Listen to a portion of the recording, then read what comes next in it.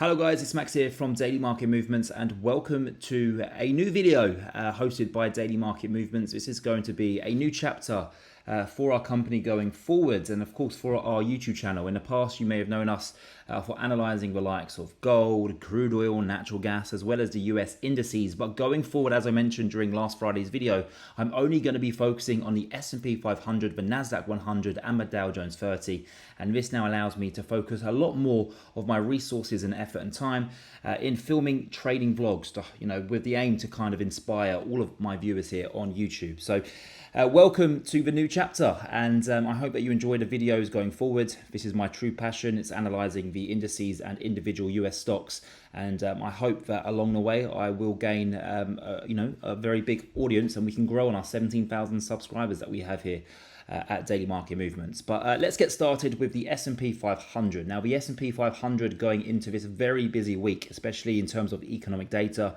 I should really start by saying tomorrow we have the CPI inflation reading. On Wednesday, we have the PPI inflation reading, followed by the Fed's interest rate decision. And then on Thursday is a very busy day. We have the core retail sales as well as the initial jobless claims. So a lot going on this week.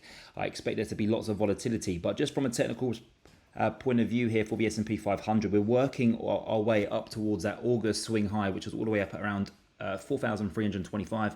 I don't think we've got quite that high yet. I think the highs of today's session was 4,319, so we're about 5 points off. But some would probably just say, yeah, we pretty much touched the August swing high from last year. So the big question is, do we go higher? Do we slice through this area, or do we pull back? And I must say, from a technical point of view, or a technical perspective, there's no evidence saying that we have to come back here. Could we? Absolutely. But there's nothing here telling me that we are going to pull back 100 points before we go higher. We could easily get a good CPI reading going into tomorrow's reading, and it could obviously result in the market trading higher. So that's definitely something to keep an eye on as we go out throughout this week. Can we take out 4,325? If we do, then it's very simple. The next target, you just have to get that fib chart from the highs of 2021 all the way down to the swing lows of 2022. Break above this area, then the next fib area is sitting at around 4,530, and I think that would be your next target. So in terms of percentages, if we were to break above 4,325, it would open up another 5.3% for us to rally higher here for the S&P 500. Now, just quickly moving over to the Nasdaq100. Sorry, the Nasdaq100, very different story. We've already broken above the August swing highs. We all know there's been a lot of hype around AI so far this year, and this is one of the reasons as to why we have gone so far in such a short period of time. Unlike the S&P 500, the Nasdaq 100 is pretty much considered to be overbought with an RSI reading of 69. If we just quickly go back to the S&P 500, we have an RSI reading of 66, so slightly lower there for the S&P 500. But more importantly, we've broken above the 0.61 fib area. So, the next target here for the Nasdaq 100 is a 0.786 fib area, which sits at around 15,300. In my own humble opinion, I do believe this is a price where we will trade up to in the coming weeks and months ahead. Whether we go straight there, I do not know. Unfortunately, I don't have a crystal ball as much as I wish that I did. I just don't have that.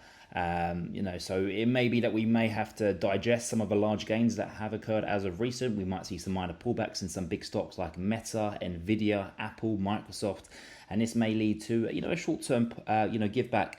But that's positive. Medium to longer term, that is positive because it then just allows other traders to participate in the rally, where they can then come in and accumulate at these lower levels here, and then that's when typically you do get a move back above the swing highs that we formed at this moment in time, and then that will then enable us to go and trade up towards 15,300. Now moving over to the Dow Jones30, and this to me, in my own opinion, is probably the most important chart out there right now. Everyone's focused on the Nasdaq, the S&P 500, because these are the indices that have the big AI names in it. I know that Microsoft is in the Dow Jones30, but if we take Microsoft out, in terms of AI, there's nothing really that exciting in the Dow Jones30. But Dow's known for holding a lot of the banking names, the energy names, the financial stocks, likes of JP Morgan, Goldman Sachs, for example, Chevron. So completely different to the world of AI. But what's really important here is that we see a broadening out in this market rally. So far this year, we have seen a very narrow leadership. We've seen the likes of Meta, Nvidia, Facebook, Google, Netflix. These are the big growth stocks that have led the market to where it is trading at right now. And we are yet to see a participation in this rally from the likes of the financials, from the energy names, from a cyclical and discretionary names. And this is something that I really want to see going forward. I want to see this market rally broaden out. And for that to happen, we need to see the Dow Jones 30 trade back up towards the swing highs that we formed back in January and February of this year. That's around 34,500. So what I'm really looking for here in the Dow Jones 30 is for this nice 550 point move higher. We'll be going trade up towards the swing highs. That's a move that I do anticipate to happen over the next couple of days and weeks ahead.